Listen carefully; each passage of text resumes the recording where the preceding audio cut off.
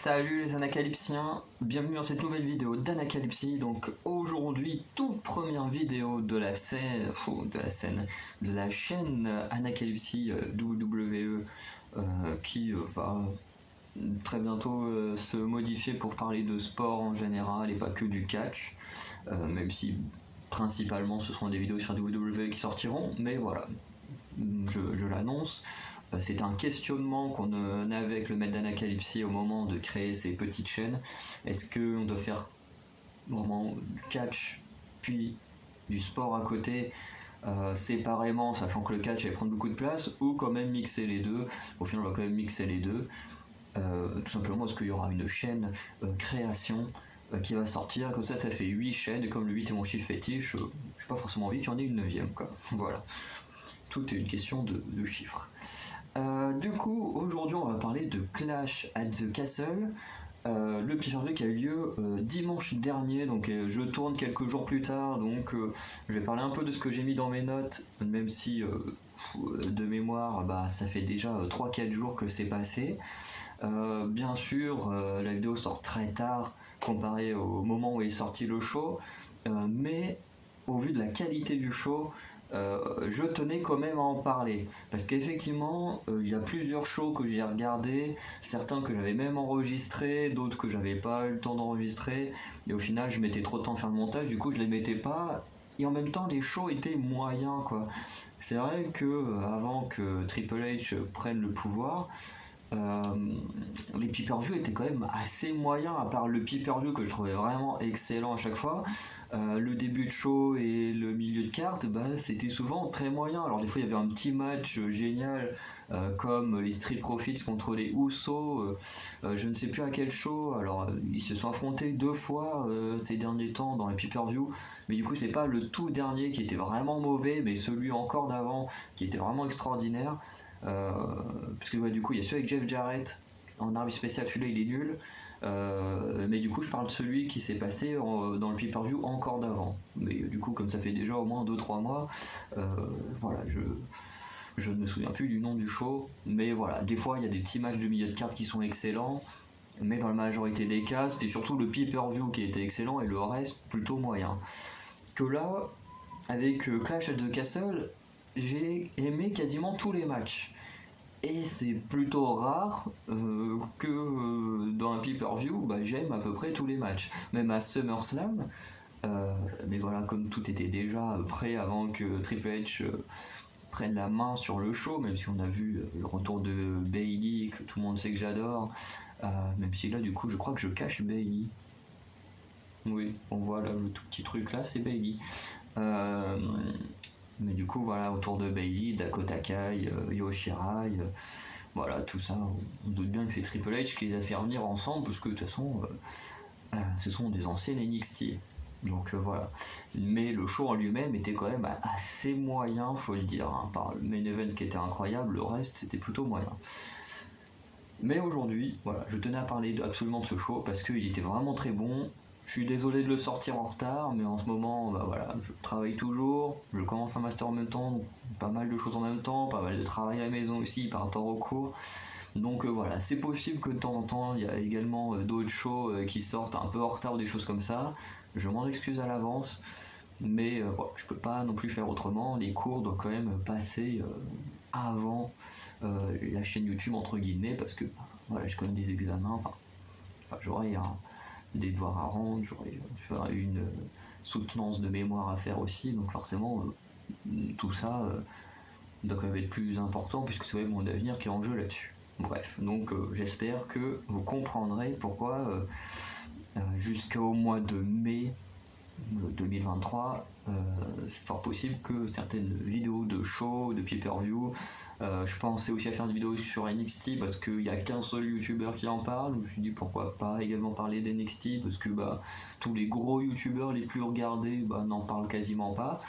Voilà, mais je me dis même si j'en parle, bon après ça, ce que l'avantage d'NXT c'est que j'ai pas énormément de cours, enfin j'ai pas cours le mercredi, même si pour l'instant je travaille, et le jeudi j'ai juste 2 cours, je me dis bon, encore je peux à peu près gérer NXT en fonction de comment ça sort en France, parce que je crois que sur le network ça sort le mercredi, bref. On n'est pas là forcément pour parler de ça. Donc on va commencer à parler de ce show. Du coup, on a le premier match qui est Alexa Bliss, Bianca Belair et Asuka face à Damage Control, donc Bayley, Dakota Kai et Io Shirai. Donc c'était un match plutôt sympa, quelques petits trucs à retenir. Déjà, on commence directement le show avec Bayley et Bianca Belair, ce qui est quand même assez rare en général qu'un heel, surtout un chef de clan heel veuille débuter, surtout face à la top star qui est en face. C'est rare, mais du coup c'était quand même assez intéressant de voir que Bayley, voilà, malgré son côté heel et tout, n'hésitait pas à aller directement en face à face contre la championne qui a été une ancienne rivale. J'ai noté un truc un peu intéressant. Alors ça change des trucs là qu'on voit dans le coin où ils sont je sais pas combien essayer de faire une souplex et puis du coup tout le monde prend du dégât. Enfin bref, je déteste de voir ce truc là. Là on a eu un truc un peu plus original avec une triple souplex, donc les filles étaient tous quasiment, enfin comme si elles faisaient une mêlée au rugby, et puis hop, du coup c'est la team Asuka, j'ai mis, qui a réussi à faire les 3 souplex à Damage Control. Voilà, alors je sais pas pourquoi j'ai mis Team Asuka parce que techniquement c'est plutôt Bianca Belair, mais voilà. J'ai noté aussi un truc intéressant, c'est Bianca Belair qui fait son salto. Alors vous savez, elle part dans les cordes à moitié en poirier et elle revient faire un salto arrière sur en général son adversaire. Donc là elle fait carrément sur les 3 filles en même temps. C'était plutôt sympa, elle fait même le tomber sur les 3 filles en même temps. C'était vraiment, la scène était assez marrante et ça faisait penser aussi à Roman Reigns qui fait le tomber sur Daniel Bryan et Edge en même temps. Donc pour Roman Reigns ça a marché, pour Bianca Belair malheureusement le compte n'a pas été jusqu'à 3. Oula. Ah oui, je disais pourquoi je parle de Matrix. Oui, une petite esquive de Io Shirai. Alors je crois qu'elle esquivait un coup de pied ou un truc comme ça, puis elle est vraiment partie en arrière comme Matrix. Enfin, Neo de Matrix, et j'ai trouvé ça hyper amusant, hyper original dans un match de voir des esquives comme ça. Donc plutôt cool. J'ai mis un moment qu'on a eu un très beau ciseau de tête de Alexa Bliss sur Dakota Kai. Ça fait plaisir de revoir Alexa Bliss, même si ce serait bien qu'elle ait un personnage un peu plus intéressant. J'ai mis oui aussi à un moment il y a Bayley qui est dans le coin et du coup il y a Bianca Belair en fait qui va, je crois qu'il va la bloquer ou un truc comme ça et puis après elle reste en appui enfin à moitié cambrée et du coup il y a Asuka et Alexa Bliss qui montent globalement sur son dos et sur les cordes et qui vont faire une souplex à Bayley. Du coup c'est super intéressant de voir que les deux équipes sont vraiment dans une très bonne entente dans le match. Et ensuite, alors j'ai mis kick de Dakota Kai. Ah oui, kick de Dakota Kai plutôt original dans le sens où elle arrive à faire un kick comme si elle allait faire partir à moitié en poirier et tout, c'était vachement intéressant. Et ensuite j'ai marqué Moonsault de Io Shirai. Et ensuite Bayley qui fait le tombé de la victoire et de mémoire a fait le tombé sur Bianca Belair, si je dis pas de bêtises. Donc voilà, un tombé plutôt très important, déjà victoire très importante pour le damage control. Comme j'avais dit, comme je disais, j'ai pas eu le temps de faire la vidéo, mais du coup j'avais fait des stories sur mon Instagram où j'avais un peu résumé tous les matchs qui s'est passé, les trucs qui m'avaient vraiment intéressé. Et c'est vrai que comme je disais, c'est très bien que Damage Control ait gagné et qu'il ne devienne pas Rétribution ou Judgment Day bis, donc ce gros clan heel machin qui foutent le bordel, mais qui dès qu'il y a un match ils perdent. Et je trouve ça plutôt intéressant que du coup là on fasse gagner Damage Control dans un match très important, surtout face à la championne et que ce soit la championne en plus qui prenne le tombé. Et du coup, en petit commentaire, j'ai juste noté 2 choses.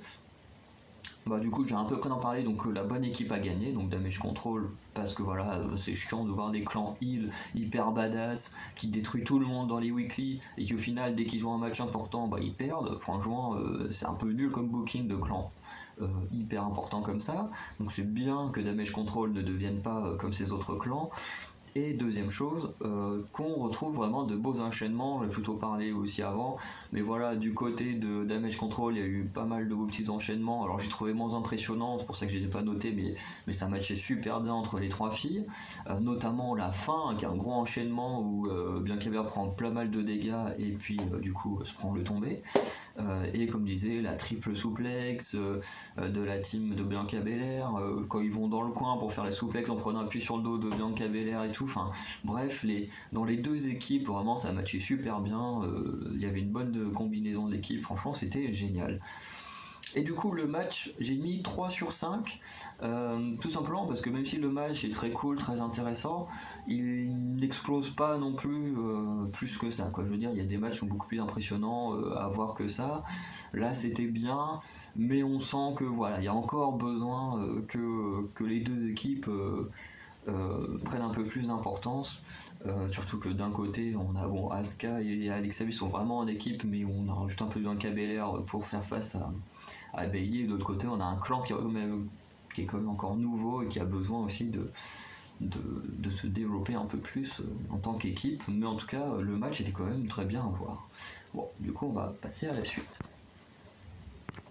Et du coup, pour la suite, on a eu un autre match très intéressant qui est Sheamus contre Gunther pour le titre intercontinental.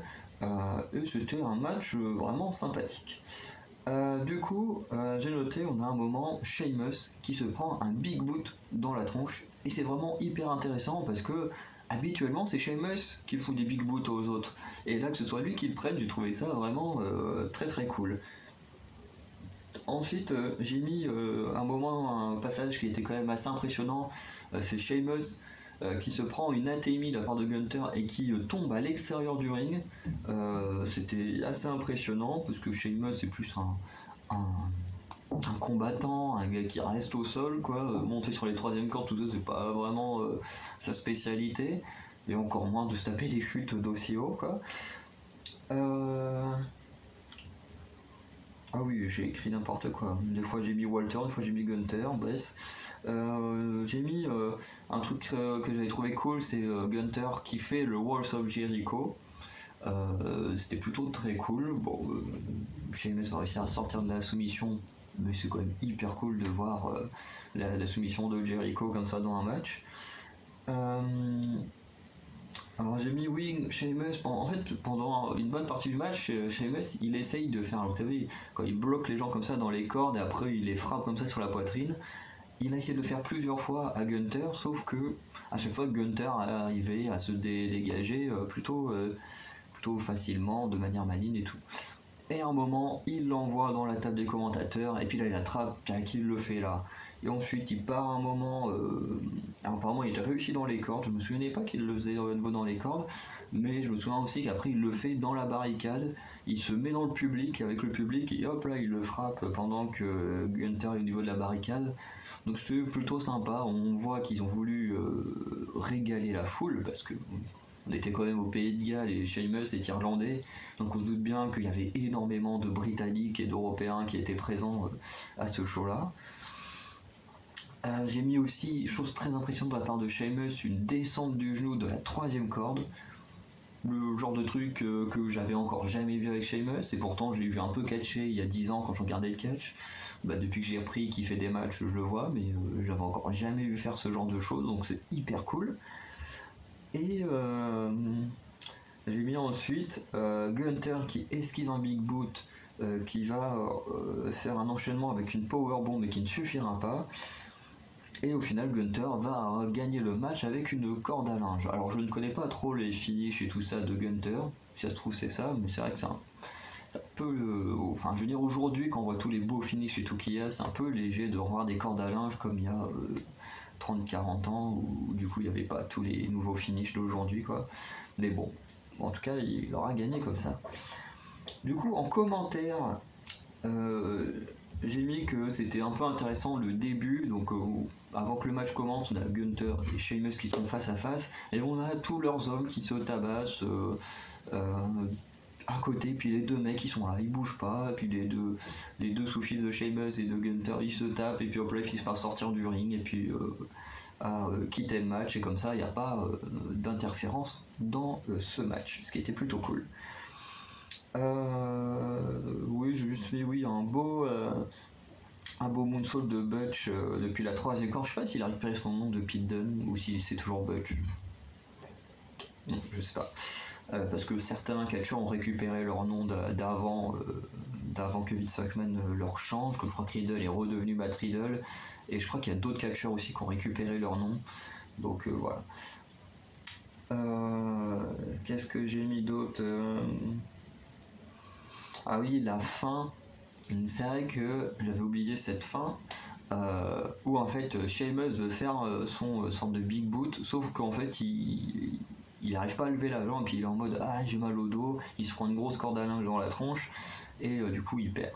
Et du coup je me suis demandé, est-ce que c'est fake, enfin dans le sens où voilà c'est juste voilà dans le scénario du match, et du coup Gunther devait gagner comme ça, on fait croire qu'avec tout ce que Sheamus a appris, voilà, il est blessé au dos, ou est-ce que c'est une vraie blessure? Parce que j'avoue que ça faisait plutôt réel sa réaction. Peut-être que Sheamus est meilleur comédien que je le pensais, mais c'est vrai que sa réaction était quand même plutôt inquiétante. Mais voilà, du coup, est-ce qu'il est vraiment blessé ou pas? J'en ai aucune idée, mais voilà, c'est un peu une question que je me suis posée à la fin du match. Et du coup, je l'ai noté également en 3 sur 5, parce que les catcheurs comme Gunther et Sheamus, ce sont vraiment des catcheurs, honnêtement, moi qui me passionne pas. Ce genre de catch et tout, moi, honnêtement, je suis pas passionné par ce genre de match, enfin de catch. Mais j'avoue que là, les deux m'ont vraiment diverti, j'ai vraiment adoré ce qu'ils ont fait, même Sheamus que j'ai jamais aimé en tant que catcheur, hein. J'ai rien contre la personne, je la connais pas. Mais en tant que catcheur, j'ai jamais aimé son catch, son personnage et tout. Et pourtant, là, il a fait une performance de fou. Franchement, j'ai adoré. Sans compter que le public était vraiment à fond derrière lui. Donc voilà, c'était vraiment une belle ambiance. Donc voilà pour ce deuxième match. Et on va maintenant passer au troisième. Pour le troisième match, du coup, on a Liv Morgan contre Shayna Baszler pour le titre féminin de SmackDown, et qui est du coup la déception de la soirée. Il fallait bien une déception, un match qui ne va pas. Du coup, j'ai quand même noté un truc intéressant. À un moment, on a Liv Morgan qui va faire une sorte de facebuster ou codebreaker en s'aidant des cordes. C'était plutôt sympathique. On a Liv Morgan qui va tenter un armbar, donc une prise de soumission au niveau du bras sur Shayna Baszler. C'est assez amusant que du coup la personne spécialiste de la soumission s'en prenne une. C'était assez marrant. J'ai mis aussi Belle Powerbomb de Liv Morgan en chopant Shayna Baszler dans le coin. Voilà. Et j'ai mis à la fin Codebreaker de Liv Morgan suivi de sa prise fétiche là, qu'elle fait dans le coin là où elle saute dans le coin et puis elle repart en arrière et tout. Bref, c'était sympa quoi. Alors en commentaire, j'ai mis qu'à un moment il y avait un truc drôle, c'est Shayna Baszler qui, alors Liv est à l'extérieur et Shayna Baszler elle se met dans les cordes, et mais vraiment dans la position que Liv Morgan elle faisait avant quand elle faisait partie du Riot Squad et tout ça, et j'ai trouvé ça très drôle qu'elle se moque de Liv Morgan comme ça, franchement c'était plutôt sympa. J'ai mis aussi que le public en avait absolument rien à faire de ce match, et pourtant le public est sûrement un des meilleurs que j'ai vu de ma vie. Ce public, dans quasiment tous les matchs, ils étaient à fond et tout, mais alors celui-là, ils en avaient absolument rien à faire. Franchement, même moi, pourtant, Shayna Baszler, je l'adore, c'est une de mes catcheuses préférées, mais honnêtement, il y a ce problème en fait de crédibilité autour de Liv Morgan, et c'est vrai qu'elle fait pas très très crédible comme championne, surtout quand tu mets une Ronda Rousey, une Shayna Baszler, et puis qui arrive à toutes les battre, tu dis mais voilà quoi, c'est pas foufou. J'ai vu aussi qu'on a Shayna Baszler a beaucoup démontré que c'était un monstre de la soumission. Elle en a fait pas mal. Liv Morgan a réussi à s'en sortir de toutes. Donc voilà. Mais voilà, c'est le début de match, ça partait sur du roll-up soumission, soumission roll-up soumission. Et puis bon, bah, forcément après c'est vraiment parti sur du combat. Sinon ça aurait été vraiment horrible comme match. Mais voilà. Et ensuite, j'ai mis que la victoire de Liv Morgan, c'était pas incroyable en fait, dans le sens où dans le match entre les deux, en fait, Liv Morgan va en prendre plein la gueule. Vraiment, Shayna Baszler va détruire Liv Morgan sur les trois quarts du match. Shayna Baszler va prendre très peu de coups, de prises et tout, et pourtant elle va perdre clean. Et ça, j'ai trouvé ça assez horrible parce que tu dis comment tu peux construire Shayna Baszler comme un monstre pendant le match et la faire perdre en prenant que 3-4 prises dans la tronche. La crédibilité elle est pas trop là.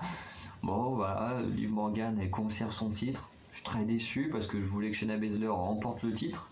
Depuis le temps qu'elle est bloquée dans la mid-card, alors qu'elle a un énorme talent, elle aurait mérité d'être championne parce qu'à NXT c'était incroyable, Shayna Baszler en championne. Mais pour l'instant, il faut croire que la WWE n'a pas décidé de faire confiance à Shayna Baszler. Donc j'ai noté le show, enfin le match 2,5 sur 5 parce qu'après le match n'était pas non plus nul, mais j'avoue que le choix du vainqueur moi me déçoit beaucoup et que je trouve que c'est un peu mal amené comme victoire. Voilà. Du coup on va maintenant passer au quatrième match.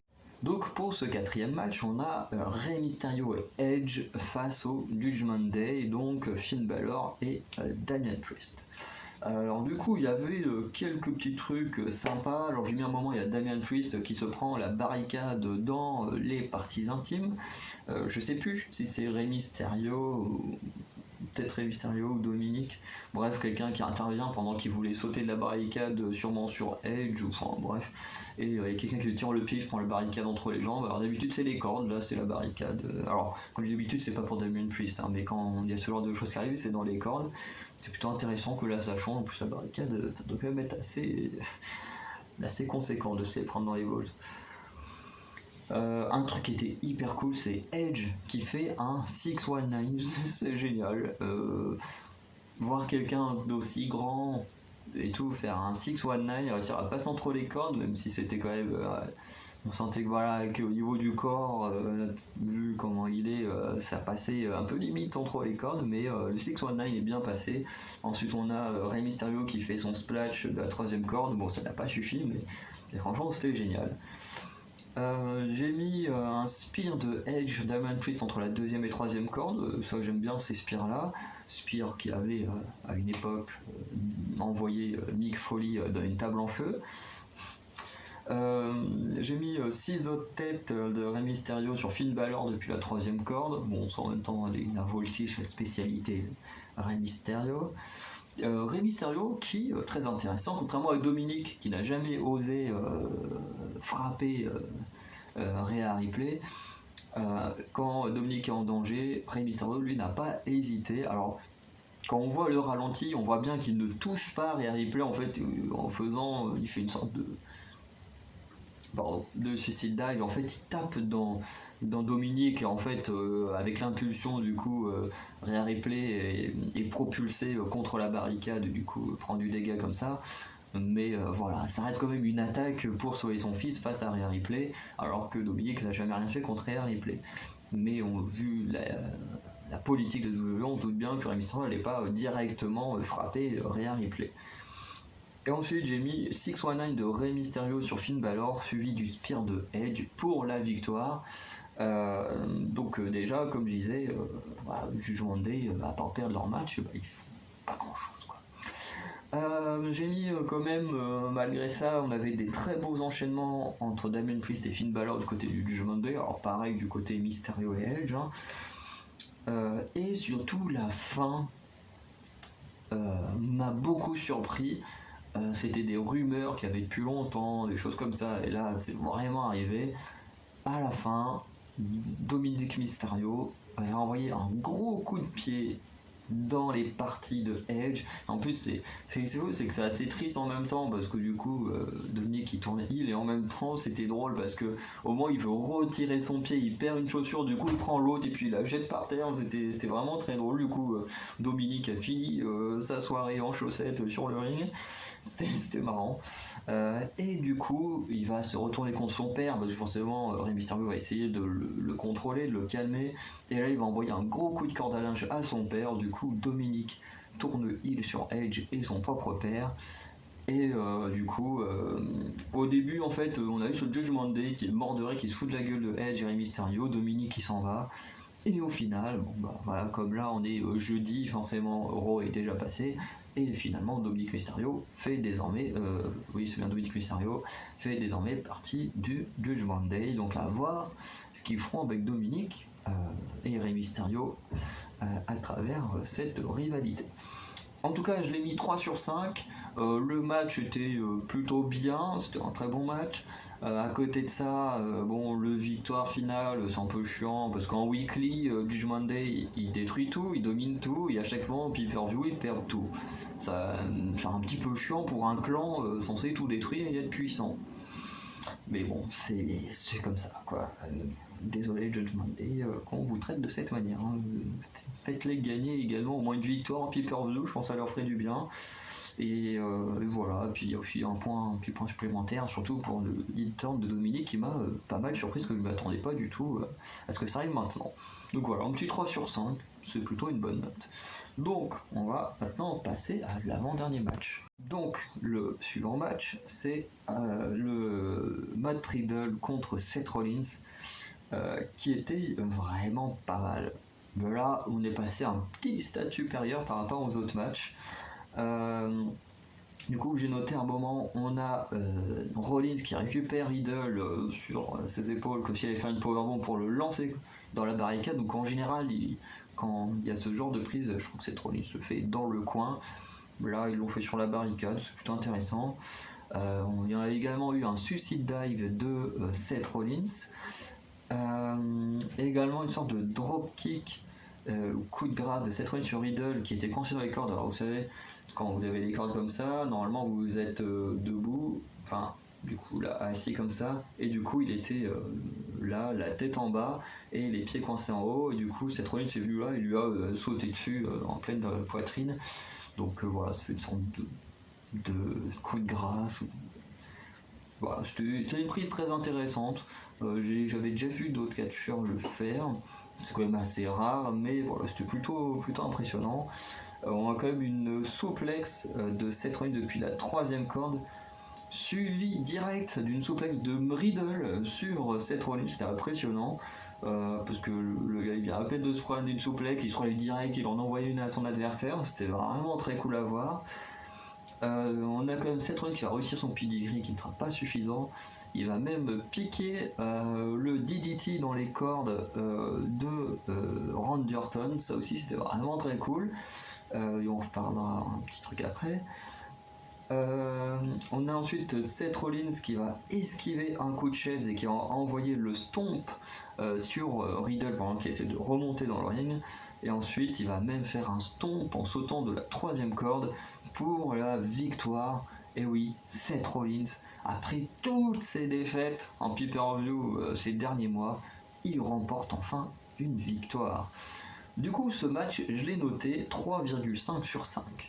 Voilà. Et en commentaire, j'ai noté déjà qu'on a quand même Seth Rollins, comme je vous dis, on va revenir sur Randy Orton, qui a tenté un RKO. C'était énorme. Franchement, j'aurais aimé voir ça. On a également le public qui à un moment va chanter le thème de Seth Rollins, et Seth Rollins va être là en mode ouais, allez hop, comme il fait pendant son entrée. C'était vraiment trop bien. Et comme je disais, surtout, enfin, une victoire de Seth Rollins en pay-per-view, c'est génial. Parce que j'en avais marre de le voir perdre. Moi, Seth Rollins, c'est un de mes catcheurs préférés, donc le voir perdre en pay-per-view, ça me saoule. Donc voilà, et puis en plus, un Riddle, ça va lui permettre de se développer encore un peu plus et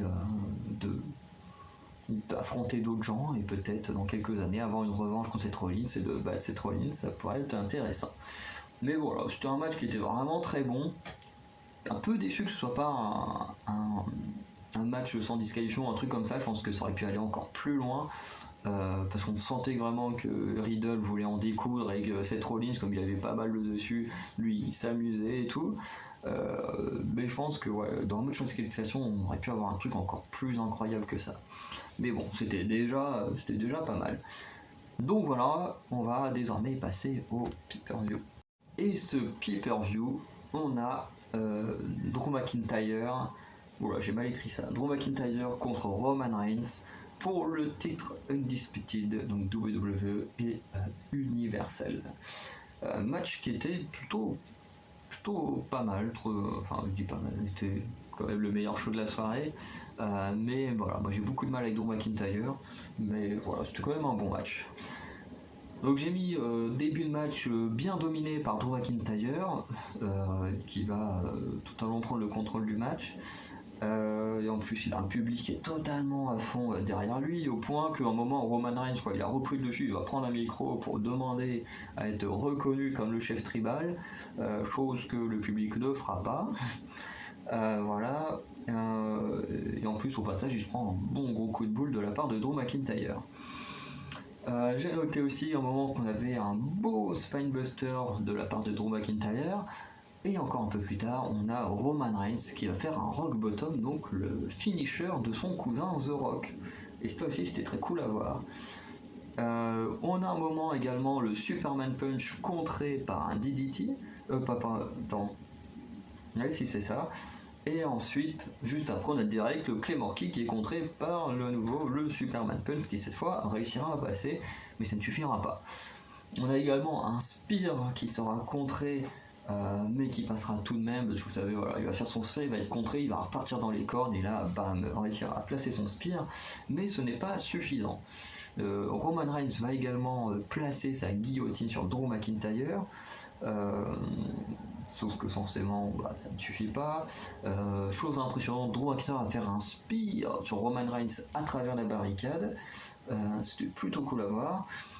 On a également un Claymore Kick de Drew McIntyre qui va être contré par le spear, mais qui ne suffira toujours pas.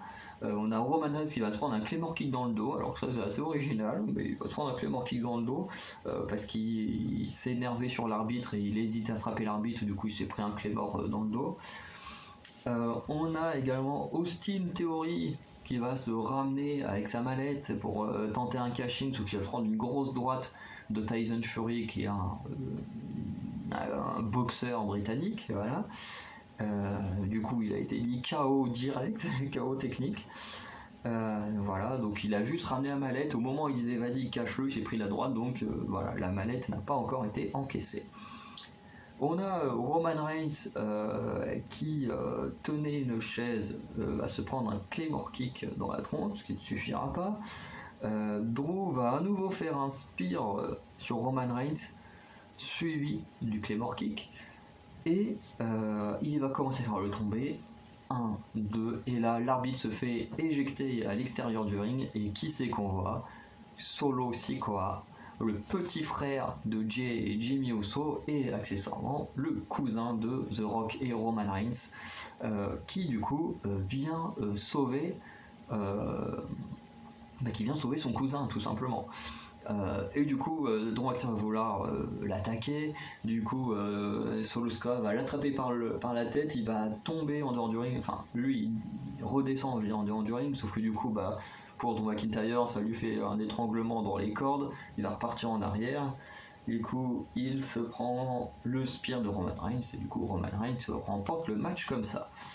Du coup, voilà, j'ai mis un 4 sur 5 au match parce que le match était vraiment pas mal. En plus, il y a eu beaucoup de contres sur les finishers et tout, c'était vraiment génial. Pas mal de near fall et tout, enfin vraiment c'était un très bon match. Le début était quand même très très long à démarrer. De toute façon, c'est souvent comme ça avec Drew McIntyre, pas Drew McIntyre, mais Roman Reigns.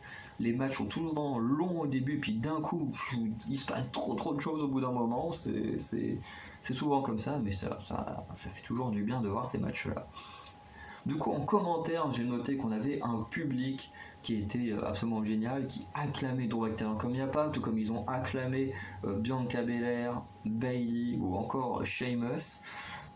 pendant le match, on a eu l'apparition de Karrion Kross et Scarlett Bordeaux qui étaient dans le public en train de regarder le match. Parce qu'à un moment, on a quelqu'un qui jette une bouteille sur les deux catcheurs.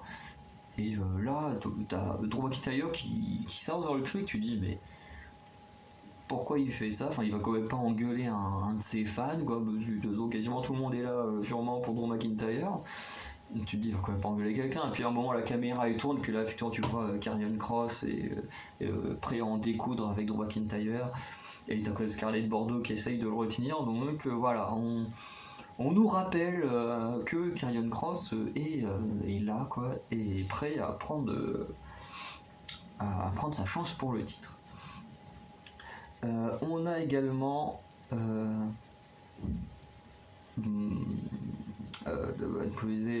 la fin qui est assez cool parce qu'on a Tyson Fury finalement qui au final va monter dans le ring et on se dit est-ce qu'il va s'en prendre à Roman Reigns ou pas? Et en fait non, il va serrer la main à Roman Reigns, le féliciter pour sa victoire.